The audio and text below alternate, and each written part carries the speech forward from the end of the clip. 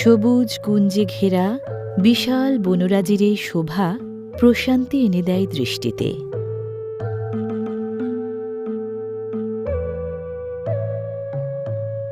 ময়মনসিংহের ফুলবাড়িয়া উপজেলার নাওগাঁও ইউনিয়নের সন্তোষপুরে অবস্থিত এই বনাঞ্চল।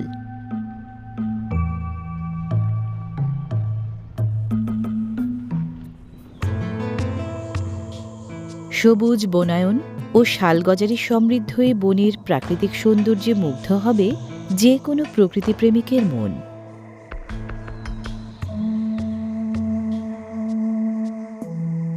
আকাশ ছোঁয়া নানা জাতের বৃক্ষের ফাঁকে ফাঁকে এখানটায় জমেছে প্রচুর পরিমাণে বেত গাছ।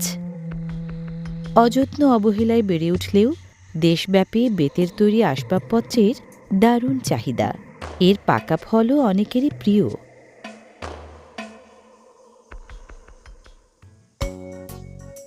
নানা জীববৈচিত্র্যে সমৃদ্ধ সন্তোষপুরের এই প্রাকৃতিক বনাঞ্চলে বানরের দাপটটাই সবচেয়ে বেশি।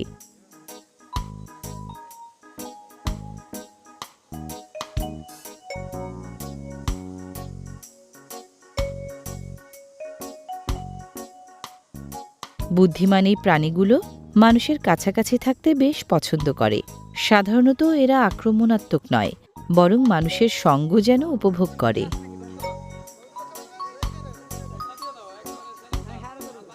দুষ্টুমি, বাদরামি বা খুনসুটিতে এই প্রাণীগুলোর জুড়ি মেলা ভার। বেড়াতে গেলে এখানকার বানরগুলোকে খাবার খাওয়ান পর্যটকরা। বনে আগের মতো খাবার না থাকায় মূলত খাবারের আকর্ষণেই এরা মানুষের সঙ্গ পেতে চায়।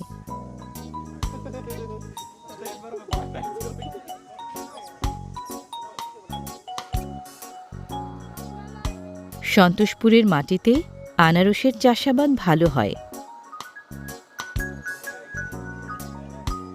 দর্শনার্থীদের সাথে সদ্ভাব বজায় রাখলে খাবার মেলে, এই সত্যটা জানে এখানকার শাখামৃগের দল।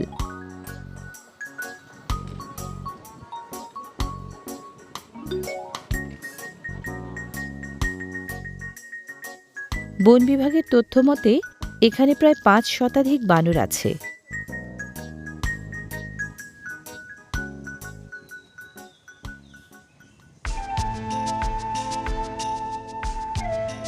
সন্তোষপুর বনাঞ্চলের প্রায় ১০৬ একর জমি নিয়ে গড়ে তোলা হয়েছে রাবার বাগান। ৮০ দশকে বনশিল্প উন্নয়ন কর্পোরেশনের নিপুণ হাতে তৈরি হয় এই বাগান।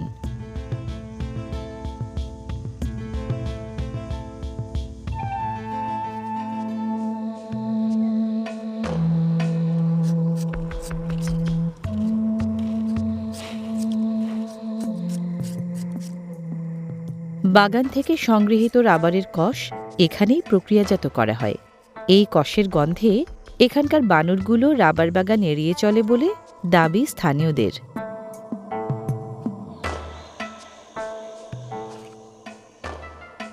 রাবার গাছ থেকে ট্রেপারদের কষ আহরণের দৃশ্য এবং কষ থেকে রাবার উৎপাদন ও প্রক্রিয়াজাতকরণের দৃশ্য পর্যটকদের বেশ আকর্ষণ করে। বনের ভেতরের রাস্তাগুলো প্রায় একই রকম, তাই বেড়াতে গেলে সাবধানতা অবলম্বন করা ভালো। হঠাৎ দেখে মনে হবে যেন গাঢ় বনানীর বুক চিরে বয়ে চলেছে সবুজ এক উত্তাল তটিনী।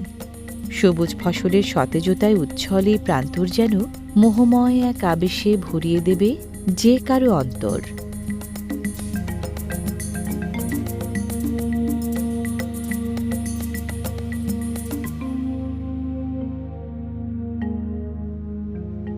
প্যানোরামা ক্রিয়েটরস টিমের এবারের যাত্রা ফুলবাড়িয়া উপজেলার সন্তোষপুর ইউনিয়নের সন্তোষপুর গ্রাম।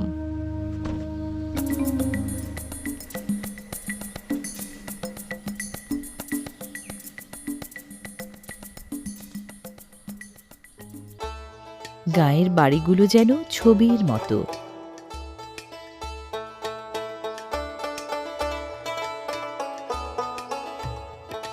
এ বাড়ির আনাজ ও বাড়ির কানাজ জুড়ে নানান বাহারি ফুলের সমারোহ।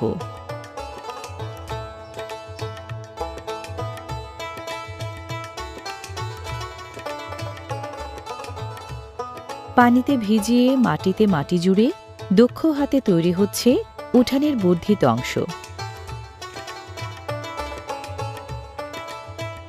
উঠানের এক কোণে নতুন কাঁথার শুভ সূচনা হল চিরকালীন দক্ষ ছন্দে।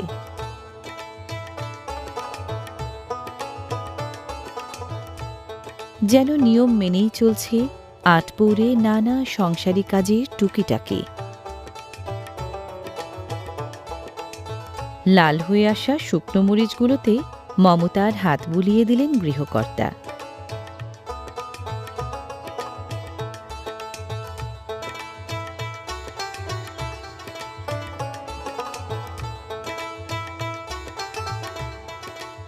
রান্নার কাঠ সংগ্রহের পর জড়ো করে রাখা হচ্ছে এক জায়গায়। নির্দিষ্ট সময়ে ব্যবহারের উদ্দেশ্যে মাচানে সংরক্ষণ করা হচ্ছে কাঠগুলো।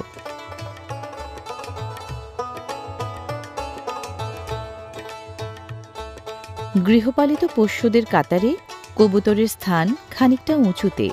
আদুরে এই পোষ্যটি দ্রুত বংশবিস্তারে পারঙ্গম।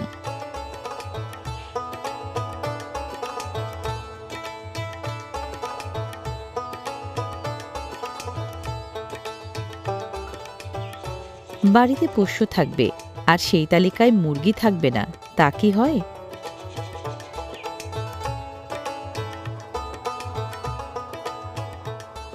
সন্তোষপুর গ্রামের অবারিত খোলা প্রান্তরে গড়ে উঠেছে মুরগির খামার। স্বাস্থ্যকর মুরগিতে এখানে মেলে মাংস ও ডিমের পুষ্টি। প্রতিদিনই এখান থেকে ডিমের চালান চলে যায় আশপাশের বাজারগুলোতে।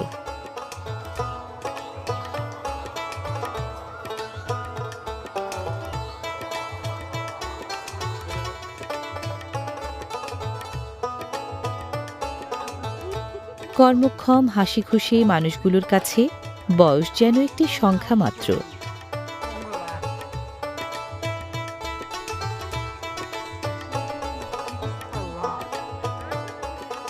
একান্ত অবসরে একটু পান সুপারির আসর জমলে মন্দ হয় না।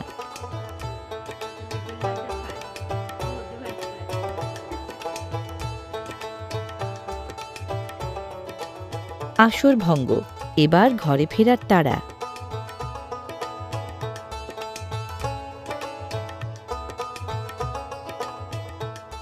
এখানটায় বর্ণিল শৈশবের শুরুটা রাঙিয়ে দিয়েছে দোদুল দোলার দোলনা। সন্তান বাৎসল্যে মায়ের অন্তর এতটাই সমৃদ্ধ যে হাজারো রত্নভাণ্ডারের সাথে তার তুলনা চলে না।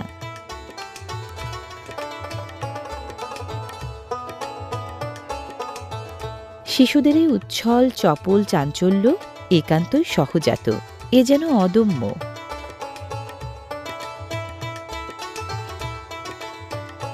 দল বেঁধে কাদামাটি দিয়ে শিশুদের এই রান্নাবাটি খেলা যেন আপনারই শৈশবের এক খণ্ডচিত্র।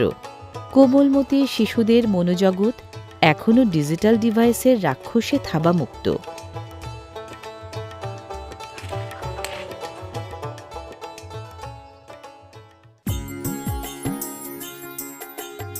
ভূগর্ভস্থ পানি তোলার বিশেষ এই যন্ত্রের স্থানীয় নাম টান টিউবওয়েল। টেনে টুনে পানি তুলতে হয়, তাই হয়তো বিশেষ এই নামের বাহার।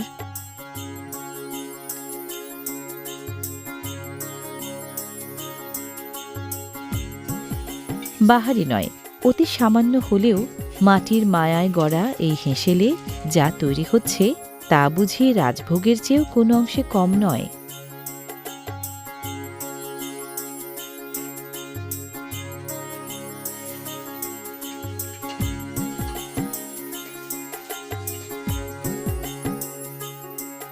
খুব সাধারণ, তবু যেন মহা তৃপ্তি নিয়ে পাত পেতেছেন এই মাটির সন্তান।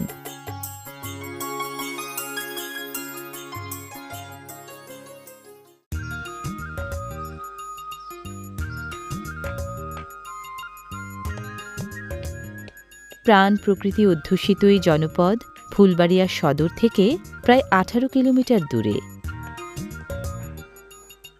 রঙিন টিনে তৈরি হচ্ছে রঙিন স্বপ্নের ঘর। ছোট ছোট স্বপ্নগুলো জুড়েই তো তৈরি হয় বিশাল স্বপ্নকাব্য।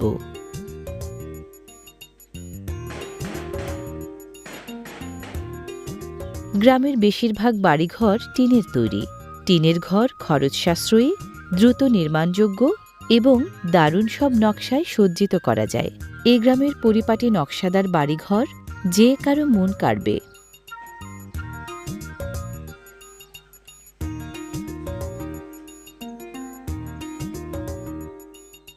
গাছে গাছে থোকায় থোকায় যেন আম নয়, বাতাসের দোলনায় দুলছে সবুজ রসগোল্লার ঝাড়। অসময়ের বাতাবি লেবুও যেন লাবণ্যমাখা স্নিগ্ধতা ছড়িয়ে নিজেকে আকর্ষণীয় করে তুলেছে।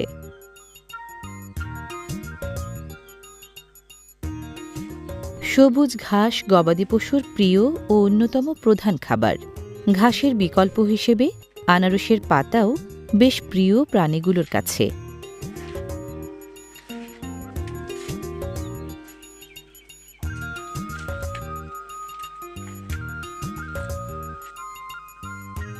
গৃহপালিত গবাদি পশুর মধ্যে দুধ মাংসের জন্য গরুর জনপ্রিয়তাই সম্ভবত সবচেয়ে বেশি। তবে ধৈর্যশীল প্রাণীর খেতাব পাওয়া মহিষও কম জনপ্রিয় নয়। কুড়ালের কোপের ফেরে পড়ে কাঠের এই গুড়িনি জ্বালানি হিসেবে পরিচিতি পাবে শিগগিরই।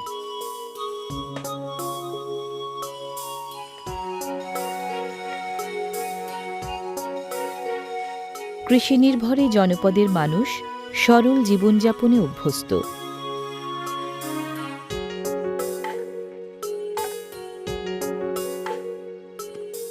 দৈনন্দিন জীবনে কঠোর পরিশ্রমী মানুষগুলো কোনো না কোনো কাজে মেতে থাকেন একান্ত অনুরাগীর মতো। এসব কাজ জীবনেরই অংশ। লাভ ক্ষতির হিসাব না করে কাজ করে যাওয়ার মাঝেই যেন লুকিয়ে রয়েছে প্রকৃত আনন্দ।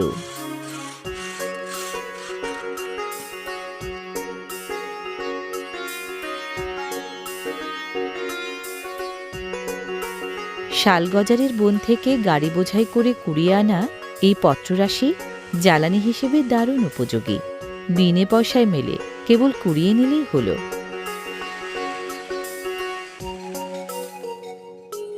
গ্রামের ভেতর দিয়ে বয়ে গেছে এবড়ো থেবড়ো কাঁচা রাস্তা। তাতেই নিয়ত ছোটাছুটির দাপট সাইকেল বা মোটর লাগানো রিক্সা ভ্যানের। গ্রামের নামে রয়েছে একটি সরকারি প্রাথমিক বিদ্যালয়।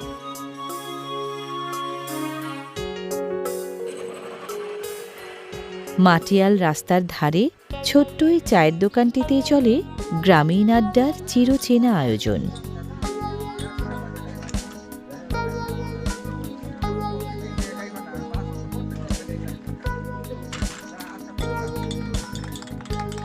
ছেলে বুড়ো মিলেই চলে বেলা অবেলার আড্ডা। আড্ডার একান্ত অনুষঙ্গ হল চা। শহর বা গ্রাম নয়, চায়ের বাঁধনে একাকার হয়ে গেছে সকল স্থানিক দূরত্ব, মিলেছে দারুণ বন্ধনের মজবুত জোড়ায়।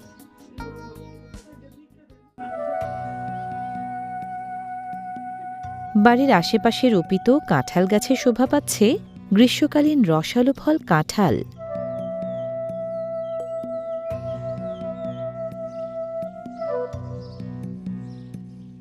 এই গায়ে বেশ কয়েক ঘর গারো এবং বর্মন সম্প্রদায়ের বসবাস।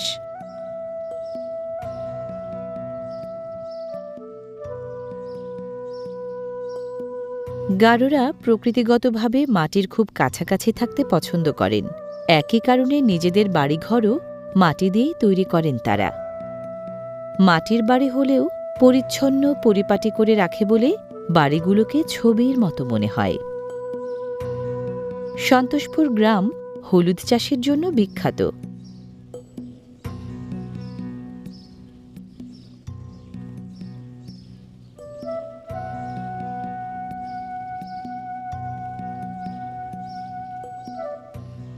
এখানকার বেশিরভাগ মানুষই কৃষিজীবী। কৃষির উপর নির্ভর করে গড়ে উঠেছে তাদের অর্থনীতির ভিত। জীবনযাপনে তাই নেই কোনো অযাচিত আড়ম্বর।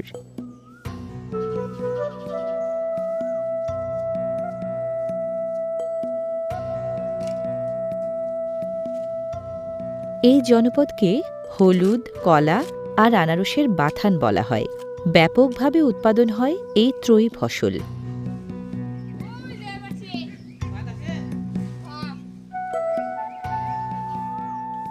আনারসের উদ্বৃত্ত পাতা দিয়ে চলে গবাদি পশুর পাত পূরণের দারুণ জোগাড়।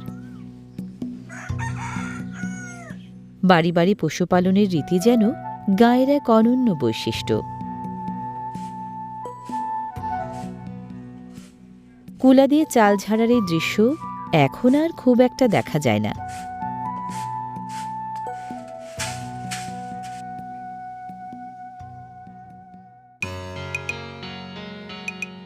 ভারী মালামাল বহনে একদিকে যেমন রয়েছে মোটরযুক্ত আধুনিক রিকশা ভ্যান, তেমনি চোখে পড়ে এক ঘোড়ায় টানা এক্কা গাড়িও।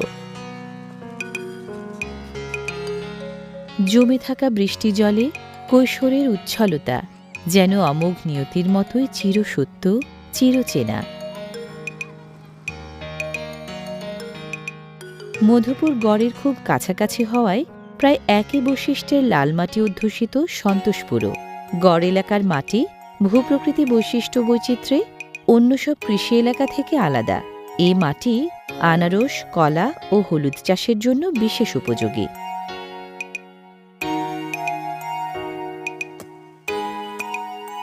কোদালের কোপে ঝুরঝুরে হয়ে যায় শক্ত মাটির স্তর। ভেতর থেকে বেরিয়ে আসে কাঁচা সোনার রং নিয়ে কাঁচা হলুদ। এ এলাকার বেশিরভাগ কৃষক কম বেশি মশলা জাতীয় ফসল হলুদ চাষের সঙ্গে সম্পৃক্ত।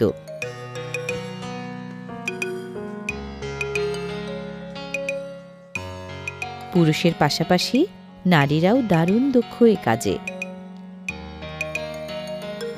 সন্তোষপুরের লাল মাটিতে বিভিন্ন জাতের কলার বাম্পার চাষাবাদ হয়। এখানকার সুস্বাদু কলার সুনাম এলাকা ছাপিয়ে রাজধানীতেও পৌঁছেছে।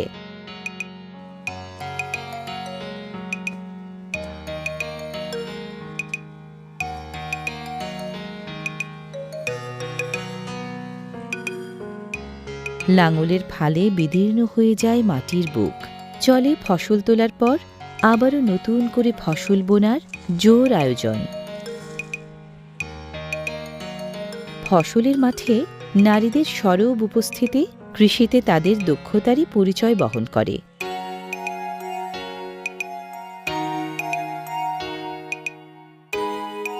সাধারণত মধ্য মার্চ থেকে এপ্রিল মাস পর্যন্ত হলুদ বপনের উপযুক্ত সময়। ডিমলা ও সিন্দুরি নামে বাংলাদেশে হলুদের দুটি উন্নত জাত রয়েছে। স্থানীয় জাতের তুলনায় ডিমলা ৩ গুণ বেশি ফলন দেয়।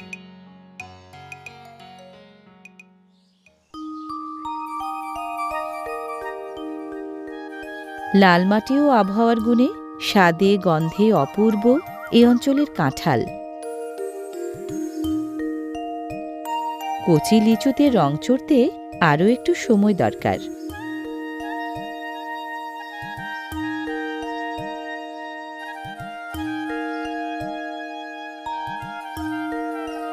মাঠ ছেড়ে এবার হাটে চলেছে কলার চালান।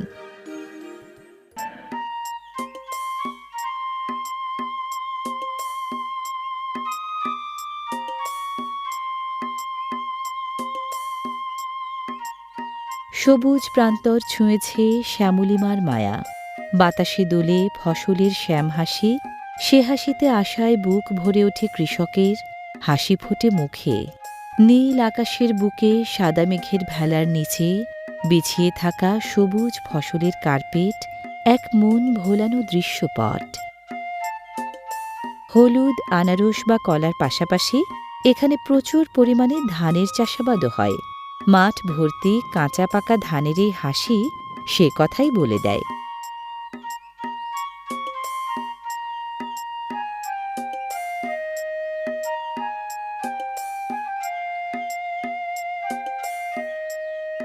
কিছু ধান পেকেছে, কিছু পাকার অপেক্ষায়। ফসলের বাম্পার ফলন গ্রামীণ অর্থনীতির চাকা ঘোরানোর অন্যতম শক্তিশালী হাতিয়ার। বছর জুড়ে সে চেষ্টায় অব্যাহত থাকে কৃষকদের। এখানটায় সবুজ ক্ষেতের চাঁদোয়ায় মৃদু বাতাসে দুলছে তারার মতো ফুটে থাকা ঢেঁড়স ফুলেরা।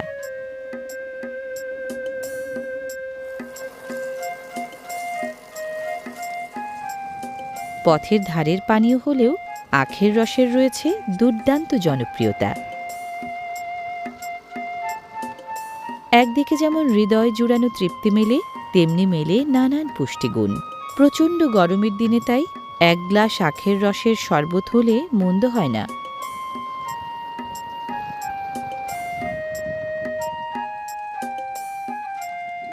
দূরের কোনো ক্ষেতে কাজে যেতে মাঠ শ্রমিকদের এই দ্বিচক্রযানেই ভরসা। এ এলাকার মাটি ও জলবায়ু আনারস চাষের জন্য দারুণ উপযোগী।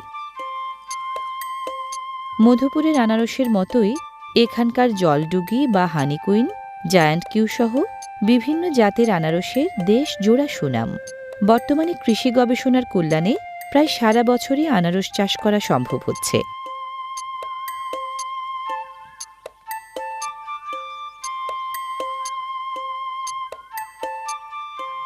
শুকনো মৌসুমে ক্ষেতে সেচ দিতে হয়, তবে বর্ষায় যেন অতিরিক্ত পানি না জমে সেদিকেও খেয়াল রাখতে হয়।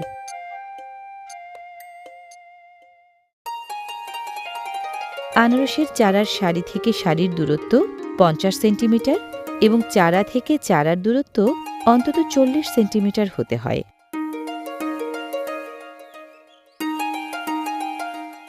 আনারস চাষের জন্য উঁচু ও পানি জমে না এমন জমি বাছাই করাই ভালো।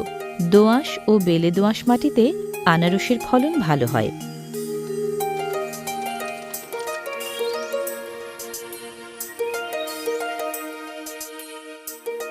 আনারসের ক্ষেতে সেচ প্রদান এবং সার প্রয়োগের পর মালচিং করে নিলে জমি আগাছামুক্ত থাকে। আমাদের দেশের আবহাওয়ায় সাধারণত চারা রোপণের 15 থেকে 16 মাস পর আনারস গাছে ফুল আসে।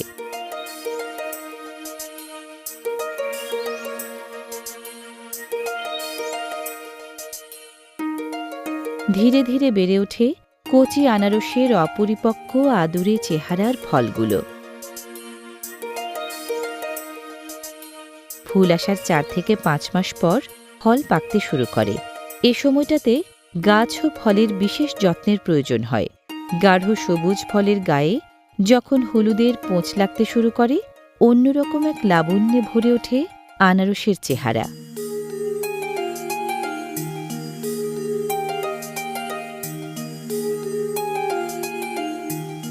সবুজ পাতার ফাঁকে কমলা হলুদ বর্ণের পাকা আনারসের উঁকি ঝুঁকে বেশ হৃদয় কাড়া। দেহের পুষ্টি সাধন এবং দেহকে সুস্থ, সবল ও রোগমুক্ত রাখার জন্য এটি একটি অতুলনীয় এবং কার্যকর ফল।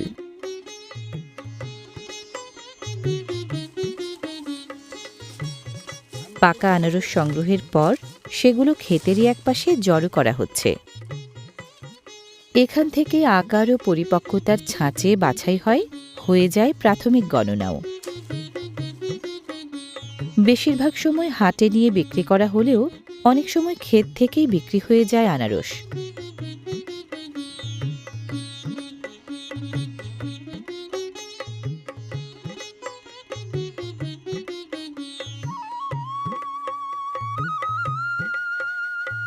আনারস তোলা শেষ হলে নতুন করে ক্ষেত তৈরি করার আগে পুরনো ক্ষেতে পড়ে থাকা পরিত্যক্ত পাতালতা গবাদি পশুর খাবার হিসেবে ছেড়ে দেওয়া হয়।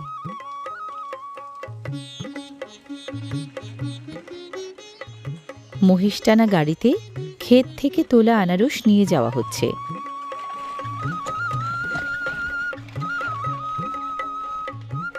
মায়াকারা চেহারার আদরের শাবকটি যেন ঝানু রাহবার পথ দেখিয়ে নিয়ে চলেছে সঠিক গন্তব্যে।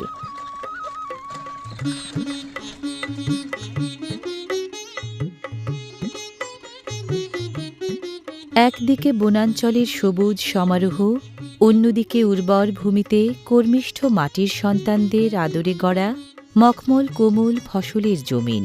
দুয়ে মিলে এই সন্তোষপুর গ্রাম যেন প্রকৃতি আর প্রাণীর মিশেলে ময়মনসিংহের ফুলবাড়িয়া উপজেলার অনন্য এক জনপদ।